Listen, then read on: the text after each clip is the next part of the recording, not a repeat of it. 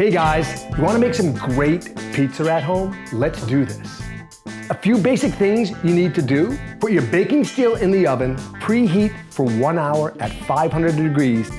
We're using our yoga dough, which has been fermenting for 3 days. I'm gonna lightly press my fingers into this cloud of dough, and now gravity's gonna work its magic.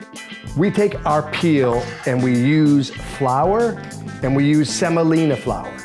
Those are your ball bearings. Next, we put our dough on top of the ball bearings. I'm gonna give it a little shake. Now I've got this crushed tomatoes here. Add some sea salt, about 10 grams, and that's all it takes. I go to the edge, but like life, I don't wanna go over the edge. Now my cheese goes on, and I'm using a shredded low moisture mozzarella and shredded fontina. Now I'm ready to go into the oven, roll my rack back of the peel to the back of the steel, and just forward and back. Boom. All right, so we've got the broiler on for that launch, and I put a timer on. I want 2 minutes. At 2 minutes, we can open the oven up, turn the broiler off, and just finish it with convection bake for the remainder 2 minutes. Oh, that's gorgeous.